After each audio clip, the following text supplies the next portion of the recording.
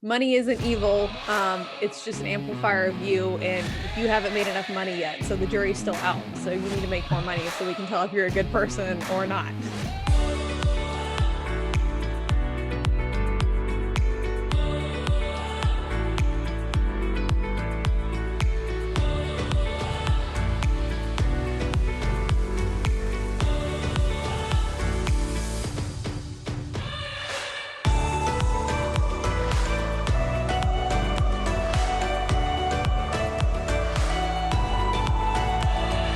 Welcome, everybody, to Unleash Your Greatness. I am excited to have this next guest on. Her name is Aimee.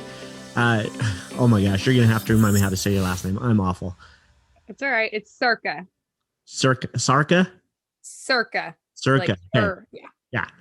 Aimee Cerka. And I'm excited to have her on. She is she's married to her best friend. She is the mother of 3 kids. She is also a money confidence coach.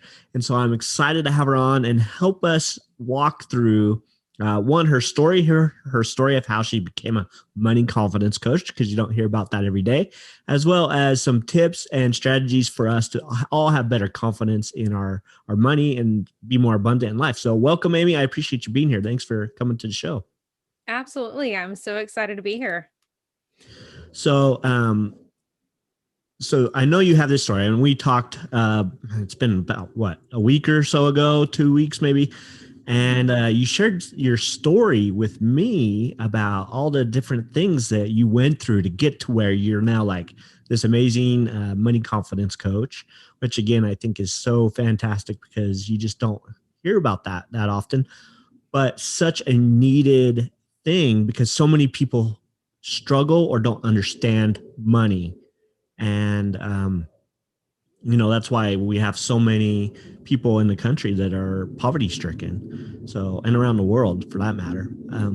So I want to have you just kind of explain some of your story, some of your road of how you got to becoming a money confidence coach. Yeah. So when we first connected about like the show, I was so excited because I didn't start out to work in personal finance. It was something that just kind of happened. I'd say that I fell into it, but I definitely believe that it was God orchestrating my path for me. But I was a very young single mom. I became a mom a couple days before my 19th birthday. And had worked my way up, did rather well in a fast food organization. I worked at Taco Bell. I was like in the management, was being groomed to be like assistant manager and manager down the road. But the problem is the hours behind it just weren't feasible as like having a newborn that I needed to be able to work when he was in daycare. Right. So I set out to find a new job. Ended up finding a job that was one of those, it's not really quite what was advertised, but went ahead and had gotten my life insurance license. So I was licensed to sell life and health insurance. And like with that organization, they were like, "Oh, you don't have to work on nights, you don't have to work weekends." Well, it was required to be in the office on Tuesday and Thursday evenings until like 9 p.m. So, don't really quite know what they were thinking there when they told me that, but I set out to find a new job in insurance then because I had already had that license. And it's kind of like your real estate license, like it's kind of hard to pass that. So set out to find a new job, found one like on the first day that I was looking. It was really crazy. Ended up working at State Farm, also in insurance, and like truly developed the love of helping people actually protect their assets, because that's what insurance is designed to do. So then we were doing car insurance, home insurance, life and health, all of that stuff, the assets that we already have, teaching people how to protect them. And like insurance, I can get on like a whole pedestal about this, but it's not just like cut and dry. It's not all the same. So if you find just a cheaper price and if you're shopping by price, it's not necessarily the same coverage. So diving into that and learning how that works, I had a friend share some personal development material with me. Actually, he's now my stepdad, but I dove into that to improve like my sales skills and like kind of became a personal development like junkie type thing. I love diving into that stuff. But through that, there were some financial literacy principles that were applied. And I kind of just, kept applying those and was going on, had some great success at work. I got a 32% raise in a 12-month time frame using like those personal development skills. And was, of course, applying the financial literacy. Ended up met my husband. We got married, and we were pregnant with our second. Made the decision that I could go ahead and leave my job. I had a small like side hustle. It wasn't really bringing in a lot of income, but it was like helping fund my personal development journey. So there we go. That works, right? So I made the decision, or we made the decision. I left on a Friday. The following Monday, my husband was self employed at the time. He's a truck driver, so we owned our own truck. But the guy that we were working with, our contract, was a little bit of hothead. He could have used some of the personal development books. He decided to breach the contract. He got mad at my husband for something that was out of his control and said, "That's it, you're done." Even though there was clauses in there that that could not happen. So we went from doing good to like no income within a 3-day time span, and I was 3 months pregnant. No, it's kind of crazy. Ended up working out again that he was able to go back to work, but when our second was born, we didn't know that he had a birth defect until a couple hours after he was born. He was transferred to the local children's hospital, had surgery at less than 48 hours old, and was in the NICU for 7.5 weeks. And during that time frame, it kind of became obvious. I'm sure you probably heard the term, dig your well before you're thirsty, but I was living that. And I realized that so many people, we think that like just if we can just make an extra $500 or we can afford the payment, like we're set, we're doing good, right? But that's not the case. And even though I knew that wasn't the case, it was totally different to live that and see that reality and realize like what a big difference it was. Even though I wasn't where I wanted to be, I was still able to be with my son basically the entire time. I left the NICU to go take care of myself, like a little self-care, and to be able to spend time with my oldest. And like that was it. I was able to be there because of the choices that we made. Yeah. That's super empowering. And really what it comes down to is what money allows you to do is be more free, like you said. Have Definitely. those choices in your life, because if you're always working on where am I going to get the next $500 or whatever, you're always going to be just grinding, working yourself to the bone, and you know Yep. there's all kinds of things. And so I love that you were able at that point to say, you know what, I'm going to take care of my family. I'm going to take care of myself. And because I have the ability to at that point. So, um, Definitely. I mean, really that's true freedom, is just being able to uh, have the money that you need for whatever you need it for. I heard a saying a little while ago that a problem isn't a problem if you can write a check and it goes away. Like, really, that's true, right? Definitely. Exactly. Like Stress is it's not it's like that can be solved. If it can't be solved with money, that's a different type of problem. right. And so you have this amazing story, and I know there's more to the story with your Yeah, husband, and it doesn't end there with the financial obligations that you're forced into, and I definitely want to get into that. But I think it's important for us to understand that money is a tool, right? yes. It's so many people are afraid to talk about money because there's kind of this taboo uh, thing that if I talk about money, if I tell people how much I make, or if I talk about money in a positive way, then I'm this arrogant jerk or whatever, right? There's all these stereotypes and things. If you're rich, if you're wealthy, then you must have scammed somebody out of that money. And no, guess what? You work hard for it. You earn it. You give value for that money. And I think a lot of Exactly. people lose track of that. And, there's the Bible verse that says that money is the root of all evil. And it's been misconstrued so many times, because it's not money is the root of all evil. It's the love of money is the root of all evil, right? It's if you are putting money above everything else, like, Ebenezer Scrooge did in the Christmas Carol, then yeah, that's a problem. You're a jerk. You're going to be miserable, and you're going to be hateful, and people aren't going to like you. But Definitely. it's okay to want money. like, let's get clear, right? Like money is a good thing. It's a tool. It's an amplifier of who you are as a person. If you're a bad person, you're going to be a worse person. If you're a good person, you're going to be a better person. That's really what it is. So maybe you have some thoughts on that, but that's how I view money and how I have changed my mindset in the last 10 years of thinking about money, because so many people have, I think, a wrong, misconstrued conception of what money is and what it could be used for. So It's definitely one of the main things that we work on. And that's one of those that it's hard to quantify because you don't necessarily know how you're thinking about money until it's brought to your awareness. So that's a large part of what I do is like just educating people on like, okay, you are not doing great just because you can afford the payments. So I feel like I'm almost like the like wake up call, like almost like Paul Revere running through the night, like wake up, wake up. There's a difference out there, but and realize this before stuff happens because we all know life's going to throw a curveball at you. Something's going to happen and it's just if you're prepared for it. But I love the whole like we don't I had a mentor say once like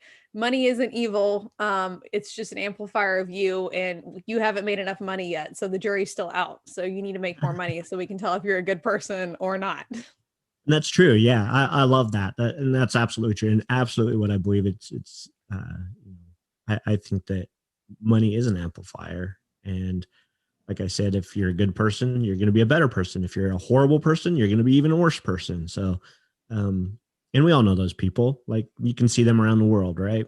Yeah. And there's lots of wealthy people that use their money for very noble and amazing things. Like Bill Gates, I can't even remember if he's the wealthiest. He's always number one or two or three in the world, right? But he Mm-hmm. donates so much money, and I think the only reason why he's not number one anymore is because he has donated so much money and does so many amazing things with the amount of money that he does have.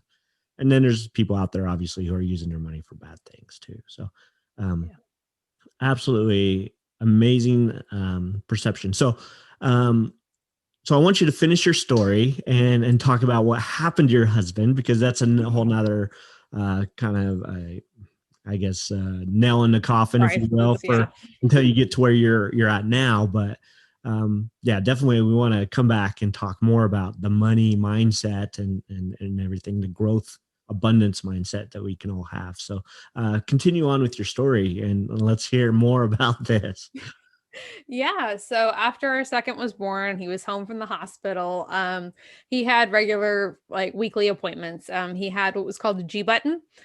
So basically all of his nutrition came through a port in his stomach. Kind of think about like an NG tube, but it's in your stomach. So all of that's going on. My husband had switched jobs. He had just started with a new company that it was supposed to be more of a regular schedule, was going to be really great. Had been with them about a month, so the waiting period for the benefits to kick in had not happened. That's going to be important. But he was sick, and he's a typical guy. He knows that I say this about him, so I really thought he was over exaggerating. I knew like that he hadn't felt good, probably would just need some IV fluids, so I was prepped like to get ready to take him like to a was calling like Karen out, like, can you do IV fluids? Like, I don't feel like this is worth a trip to like an ER, but was going to go pick him up from work because he is a truck driver, like I said. And thankfully with this company, they were team driving. So there was two of them in the truck because they rotated trucks. So I didn't even know like what truck number I was going to be looking for once I got there. So he called me, asked me if I could come get him. I was already getting ready to leave. And then I get a phone call from a random number and like I'm trying to get the kids. We had the two boys at the time, trying to get them ready out the door and I'm not answering it, right? So then they call again. So I'm like, "What? Like what do you need?" And it was his boss. Did not know it was his boss. I don't know about you, but I get like spam calls that match like the first six digits of my phone number. So we actually had the same first six digits of our phone number. So I thought it was a spammer and it was not. So he was like, "Can you come get him? Like his partner just called. Sounds like he's not really doing well." And I was like, "Yeah, I'm already on my way." So he was like, "Okay, well, I'll meet you over there." And so I get there. And I'm trying to call him and like he's not answering. So thankfully, like somebody was at the gate and I was able to like slide in because it's a gated uh area where they keep the trucks at. Sure. So I his partner, we had never met before, the team driver, was there and like had flagged me down. He's like, he's really not doing good. And again, I'm thinking like, okay, he's just being a guy, like suck it up, really. But he was actually pretty bad off. He was they call it semi-conscious. So he wasn't quite unconscious, but you would have to like physically shake him to get him like to moan a response back to me. So I had to call 911. The kids were still sitting in the car, was not really able to warn them because I had to stay there with him until the ambulance got there. So there was a little bit of like a discussion about that because they were 5 and 1 at the time, maybe 6 and 1 at the time. So of course the baby didn't really know what was going on, but the older one was like, what the heck? So he has very distinct memories of them strapping him to the stretcher and pulling him out of the semi truck. So we get to the hospital. Of course, like I'm waiting for somebody to come help, like take care of the kids, and I get back there. So he was apparently an undiagnosed diabetic, had been for quite a while because the first blood sugar reading we got on him was 1275.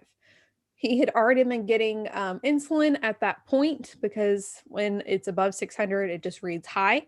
So they had to send off a blood sample. So I don't know if you know anything about blood sugar, but like 80 is a normal person's like fasting, like regular blood sugar is 80. So it was significantly high. And because it was so high, we had like pancreatitis and was one other thing that we were dealing with. And it was like a cycle. Like the fix for one would cause problems with the other. So it was almost like a waiting game. He was in the ICU for 16 days. And total hospitalization was 20 days. And when he left, because he had been unable to eat for so long, he had lost a lot of muscle. He had lost a tremendous amount of weight, but like basically was having to use a walker to get anywhere.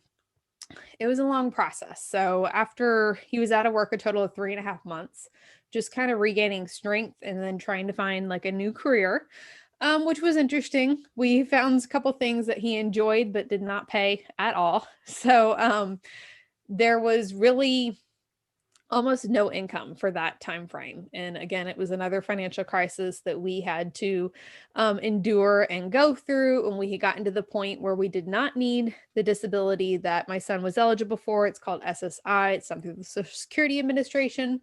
So just saying that, you can imagine how difficult it is to get anything done with them. And that was definitely the case, like trying to prove to them that like, okay, our income is not what it was before. Like we're not making anything, like we are eligible for this again. So we can at least like pay rent and do all of those things because like you have your threshold that you're eligible for with assets and all of that. So Right. trying to get that all taken care of. And he was out of work. And yet again, I was there with him.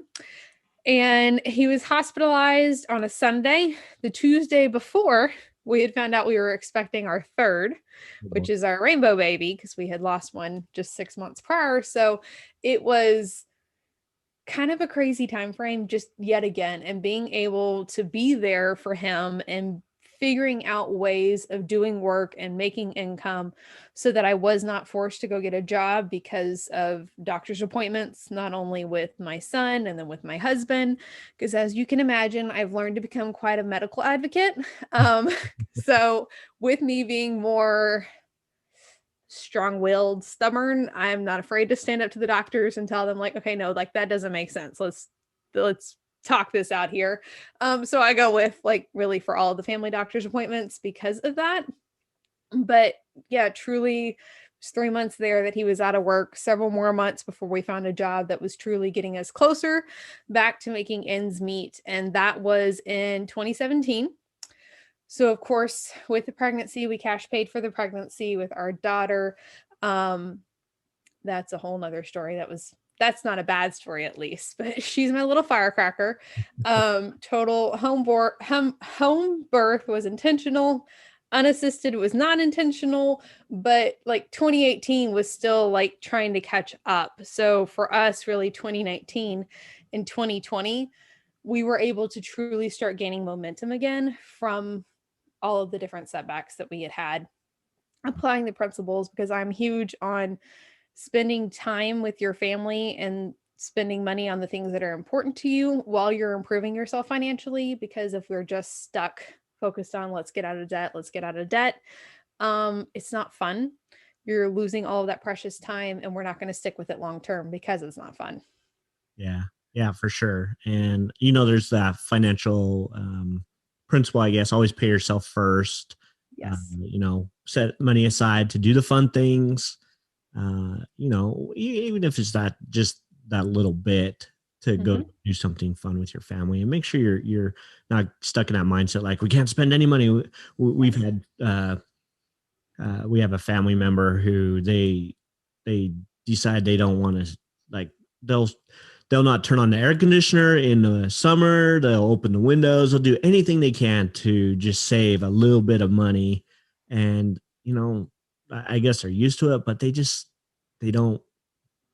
To us, we're like, that's kind of a boring life. Like, Yeah. I don't know. You're not really living life. Yeah. It's a different, like, money is a master to them because it's almost like it's this, it's again, it goes back to the mindset that we have to like hold on to it. We have to save it because we couldn't make it again if we lost it. Yeah. Yeah, and so true. It's I love that you said that money is a master to them, because really that's like they're scared, right? They're Hmm. scared to spend it. They're scared to and money really, it's one of those when you really get deep into the money philosophies, I guess. Money is it's an energy. It flows, right? And Hmm. if it stops flowing, then it's kind of like a body of water, and it starts to stink. Right, Yep. it's awful. It doesn't grow, or it just sits there and doesn't do anything. It doesn't create life. It doesn't create, well, maybe it creates life for bacteria, I guess, but that's about it, right? Yep. Kills the ducks, it kills the fish, it kills whatever's living in it other than the bacteria. And so it needs to flow so that you can have that life of abundance and joy and happiness.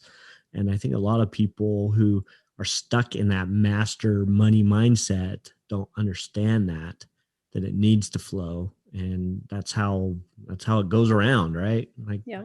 there's anyways, so you're deep in this debt from all these medical bills, and now you're teaching other people how to be more confident in their money mindset, or you're a confidence coach in money. Mhm. um, so I guess I want to pick your brain a little bit on what that means. Like, how do you, when you're working with a client, coaching them on money, what's the very first thing you got to kind of work with most people on? And I realize everybody's kind of different, but what's kind of Right. like the main thing that most people struggle with the most?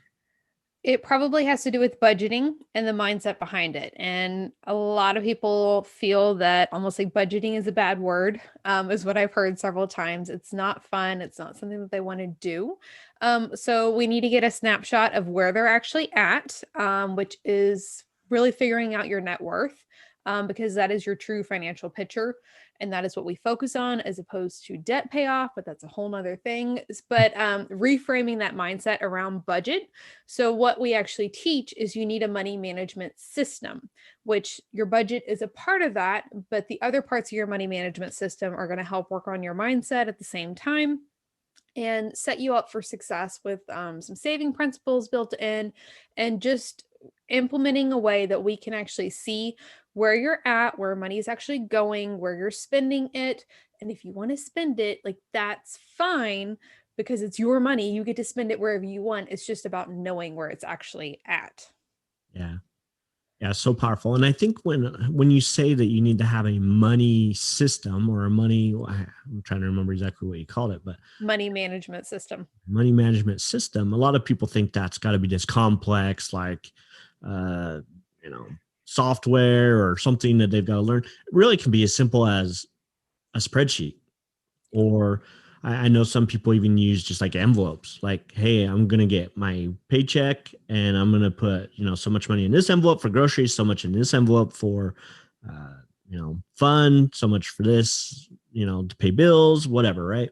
They literally just use envelopes. Like, it doesn't need to be a hard, complex thing. I think sometimes we make it that way, or Mhm. feel like it needs to be that way for some reason, but it doesn't need to be hard. I wouldn't think, right? I mean, Right. No, I've spent the time, I've tried all the budgeting things. So I've created the system and we're just kind of plugging and playing your numbers into it. And we teach percentage based budgeting. So you're adjusting the percentages to fit whatever your needs are and whatever you are looking for in your life. awesome. Very cool. So I love that principle, and the fact that you've done that and set that up so that people don't have to like reinvent this new system, right? Because I think that's where a lot of people get scared about budgeting, or like, Getting started. Mhm. yeah, how do I do it? I don't, I've got to go watch all these videos on how to budget and set things up, and I've got to have QuickBooks and all this stuff, right? And Yeah. so the fact that you have that set up for your clients is awesome, and so they don't have to reinvent the wheel, if you will. They can Mhm. just basically plug and play, right? And Yep. start working at it. So that's awesome. Um, so I want to get just a little bit, or ask you a few more questions about just the money mindset side of it, because I think that is probably one of the biggest hangups that most people have, is just like, again, like this scarcity mindset around money, and they're afraid it is going to master them or control them in some way, or they let it control them. You've obviously had parts of your life where you're like, so far in debt, medical bills, because weeks in the ICU with no insurance is expensive, super duper Over expensive. 6 figures. Yeah. Yeah. I'm surprised it's only six, actually. Um, I know people. There's a person in my neighborhood whose daughter has leukemia, and the a very rare leukemia that there's not as much medical, um, I guess, what's the word I'm looking for? Assistance. Well, not necessarily assistance, but there's like only 100 people that have this type of leukemia in the world, and so there's not as many proven techniques, I guess, to treat it. And so there's a lot of experimental type stuff that they're doing to help get her better. And a lot of those experimental treatments are very expensive. And so Mhm. he's like, yeah, we're 6 months into a 2.5 year battle with this thing, and we're already like $1 million in debt to medical bills. So, and he's just like, you got to do what you got to do, right? And Yep. you've got that same thought. I would think, like, I can't just let my husband die because I can't afford this. You deal with it at the moment, and then you find a way to get through it in the future. Mhm. And so, but I guess I really want to focus on where most people struggle with money is that mindset. And why do you think that is? Like, in your opinion, and maybe from your own experience, you can kind of see, looking back, like, yeah, I really did have this weird thought process. I know I do. Like, and I think a lot of it comes from how we were raised, Yep. how our parents taught us to think and look at money. I know that a lot of mine was when I was young. We weren't super wealthy, and my mom would make clothes for us and things, and so a lot of my money early mindset came from, you just always going to be without money, right? Like, Mhm. um, but what are your thoughts? Like, why do so many people have this limited belief around money? Yeah, so a lot of it does come from stuff that we learned from our parents. And it's not that our parents were trying to mess us up. They were, of course, doing the best that they can, but it also has to do with our perception of things. So there was a a mindset block that I had worked through a while back that I was feeling um it's like a scarcity type thing that like there wasn't enough, this is always going to happen, like I'm not going to be able to do this because nobody listens to me, which is going to go back to the fear of rejection, which a lot of us have. Mm. But the point is, that story was an incident that I remember happening with my father, but I went back and talked to my mother because we're very close with my mom, and it was like, okay, this is what I remember, like, do you remember this? Because my parents are now divorced, but this was way back before, I think I was like 10 or so is when we estimate this happened. And she's like, I don't know what you're talking about. Like, if something like that had happened, because I remembered I did get spanked getting growing up. So, but I remember getting like a spanking and like my dad yelling at me and like not listening to me. But my mom like was okay, if you would have gotten spanked, I would have been involved. So we believe like what happened was that we were just in an argument and I was not actually like spanked or anything like that, but it was the way that I perceived it Yeah. and the way that I interpreted everything, and that was how I remembered it. So because that was how I remembered it, that's how I use things later down the road to like shape my beliefs, because that's what our mind only has to go off of our memories, the ones that we've had in the past or ones that we're creating, with like meditation, visualization, all of those type things. It can't tell the difference. So we have to like we all have mindset blocks. It's always going to be there and it's always going to come up. It's just learning how to handle it and being aware of those things. So if you didn't have money growing up, or maybe you did and people looked at you differently, or you felt judgment, like there's going to be those things that we're thinking about. Maybe if you had a lot of money and lost it all, you're going to be afraid of losing it again. So then it's that scarcity, let me hold on to it. And even if you have money, but you're holding on to it like that so tightly, well, like we talked about, it's the energy. If you're not willing to let go and give back, then like you can't receive anymore because that energy is not going out for you to receive more. So, like, one of the things that we talk about and one of the things that we did, even when money was so tight, is we were still giving back. It wasn't always 10% of our income, but we were always still giving back. And I worked very hard, even like when things were barely making it, that we were giving 10% of our income again. And that's something that we still do. And on our gross income too, not just net. Yeah. So Awesome. there's a lot of different things there. And it's just being aware, like, okay, if this comes up, or maybe a question I ask all the time is like, what do you remember your parents saying to you about money? So I know somebody that we had that I had learned from and talked with before, like growing up, his parents always said like that rich people were evil Yep. just because they had a lot of money.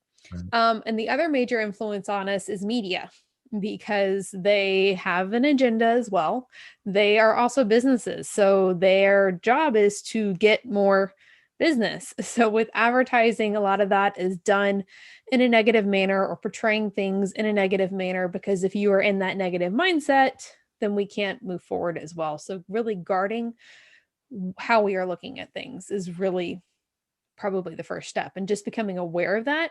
And it's not going to happen until somebody points it out to you. Like, it's a business. The news station is a business. They need to keep you watching. Yep. Yeah, for sure. So, and I love the fact that you brought up the fact of protecting yourself against those outside influences. How best have you found to protect yourself from those types of influences? Obviously, our parents and our past, we can't do a whole lot about, right? But I think we can, like you say, be aware of it, change it. But what about specifically news media? Because I agree with you 100%. There's a lot of negative portrayals in not only the media but just social, network, social, you know, anywhere out there that you're looking, TV or movies, things like that.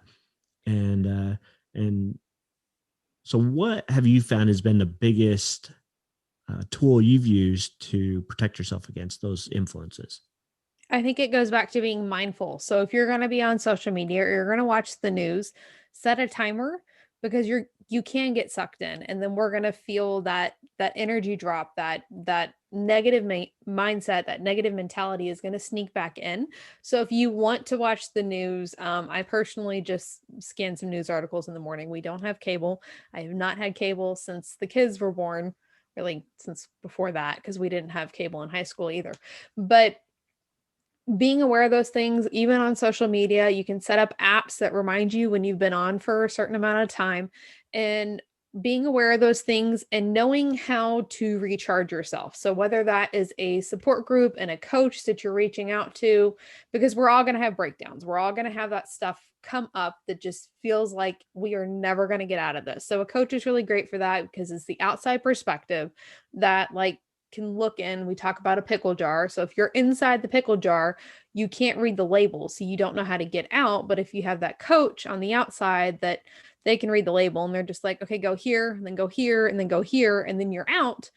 That's totally helpful. But if you don't have a coach, then finding either a support group, several different ways that you can raise your energy, and get out of that state. I know for me, one of the big things that I discovered for myself when Wyatt, our middle one, was in the NICU, was driving in the car with the music turned up and the windows down is so therapeutic for me. Like, I just love going, I love to drive. I've got a little bit of a lead foot, but like just blasting some music on the radio and the fresh air coming in, like it's just like almost instantly for me. I feel so much better. But like fresh air is great, music is great. I guess I just combine those. Um, those are probably the main ones, is like fresh air, music. I know some people like to take a shower.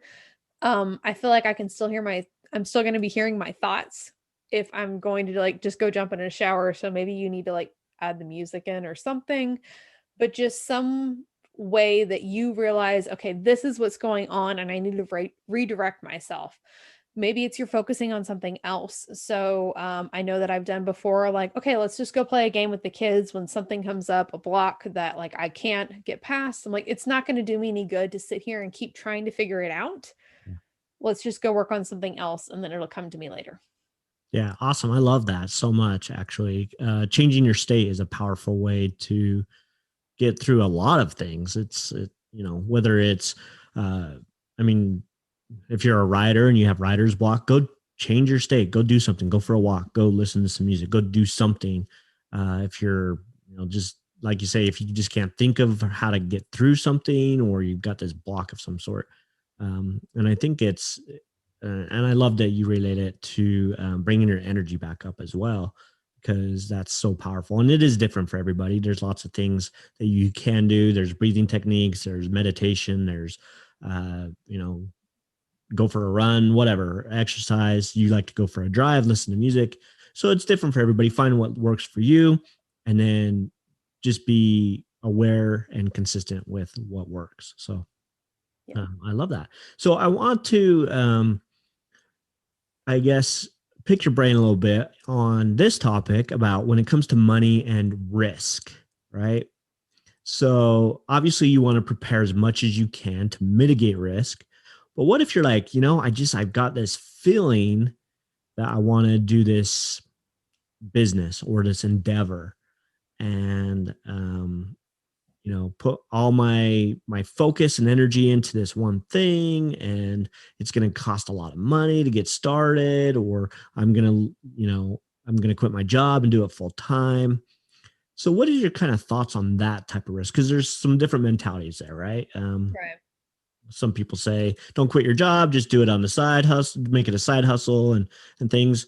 Other people are like burn the bridges, burn the boats, right? I'm a little bit more of the burn the boat type guy personally, but I want to get your kind of opinion on that. What do you think? Yeah, I think it probably depends on your personal situation. We do teach with our system of budgeting that you should always be funding what we call your financial freedom account. So that is for those investments. So even if you weren't ready to invest yet, you should still at least be funding that. Maybe you're in a learning phase and like trying to figure out how this would work. You're still setting money aside. But if you're in a spot that you want to make one of those big investments, I think using the 24-hour rule. So waiting a full 24 hours before you make the decision. And like, just how do you feel about it? Do you feel confident? Are you scared? Does it make you a little nervous? Because there's definitely a time to burn the boats, burn the bridges. Like, there's no way out. But there's also a little bit of, if you are scared and then you're approaching this from a point of desperation, especially if you've gone into an endeavor with sales, like people can smell desperation on you. So maybe it's you set it up that like if you haven't hit this goal, you have to go get a job. I don't know, like go pick up like a side job so you still have some other income coming in, like a maybe like a waitressing or fast food, something that's a little easier, not a full 40-hour work week, but maybe like a part-time position so that you set yourself up.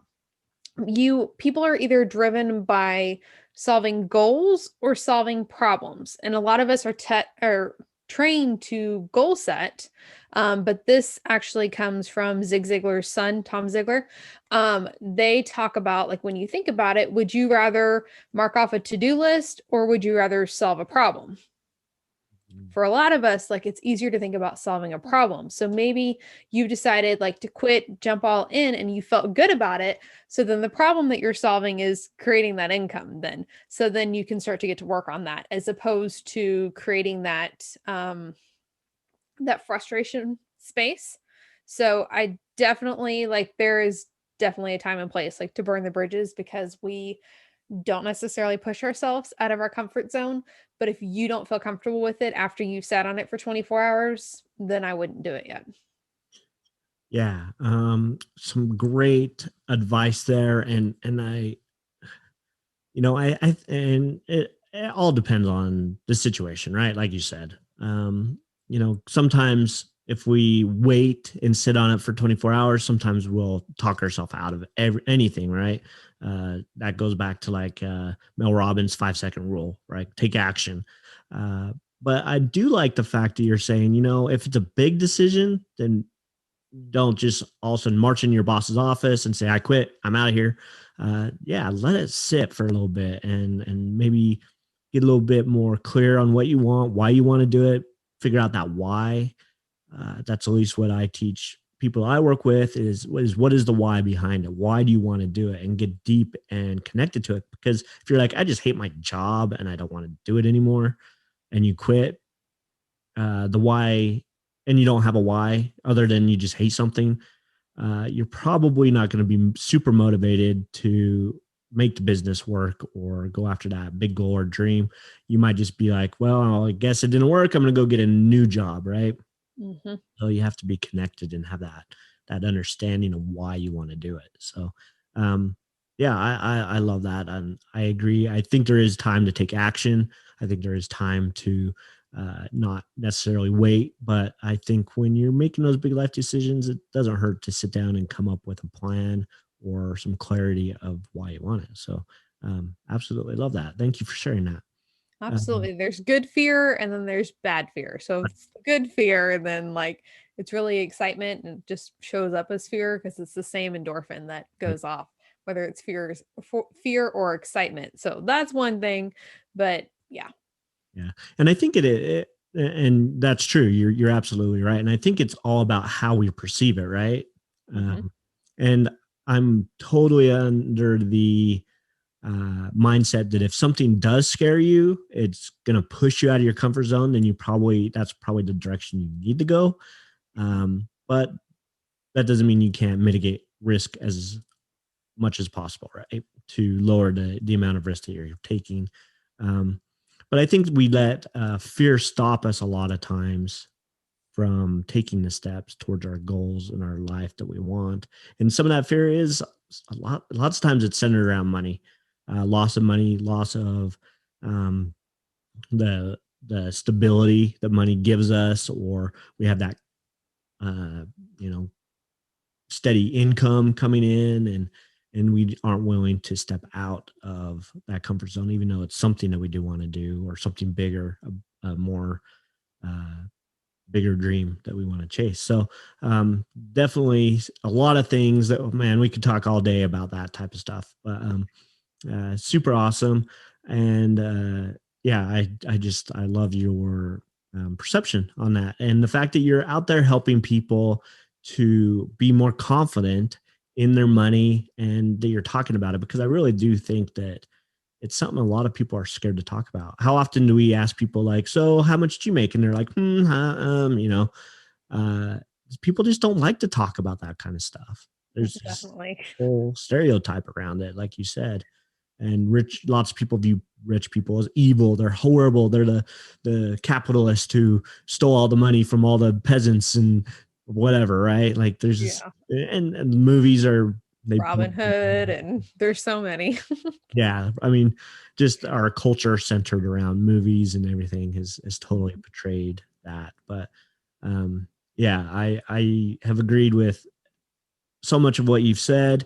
So I want to have people who want to connect with you and find out more about your coaching, your money confidence coaching, where they can connect with you, where can people reach out to find more about your coaching? Definitely. So I love being on Instagram. So I'm at Aimee Cerka on Instagram. Definitely like reach out, send me a message. I'll probably send you one, but beat me to it. And then of course on my website, which is aimeecerka.com as well. Awesome. And I will make sure you have a Facebook group. People can also join Mompreneurs Facebook Mhm. group. And I will make sure to put all those links in the description of this podcast or YouTube video, wherever you're watching or listening to this, so that you can go out and reach out to Aimee to find out more about her coaching and how she can help you be more confident in your money mindset. So, Aimee, it's been a pleasure. I want to ask one last question to kind of wrap things up. And that is, if there's one to maybe three things someone needs to do to unleash the greatness inside of themselves, what would you say that is? I think you definitely need a coach because there's so much of what we can't see that somebody else can see inside of us. So if you don't have a coach, at least an accountability or partner or somebody who believes in you, um, you need to be working on developing your soft skills, your personal development on a daily basis and setting the intention to become better every day. Awesome. Yeah. Love that. Coach, accountability, whatever it is you need, make sure to get that, set the intention, and be better every single day. That's exactly what the company that my wife and I run, we feel the same way. Our tagline is "Be better, do better." So as you are better inside, you do better out in the world. And so, thank you for sharing that. That's awesome. I love it. Absolutely. So, Aimee, thank you. It's a pleasure having you on the show and sharing some of your story as well as your insights into money and how to be more confident in our abilities as humans with money. And I'm glad we, hopefully, those who are listening kind of have a little bit better understanding, if they didn't already, about money, the money mindset, and that it really is just a tool and an amplifier for our lives so that we can go out there and have an amazing life, whatever we decide that life looks like. So, thank you for being on the show. I appreciate it. Absolutely. I enjoyed it. Thank you. So, for those who are listening, please reach out to Aimee. Again, those links will be below this episode. And also go out there, everybody, and unleash your greatness within today. Go start being better and have an amazing day. And we will see you in later episodes.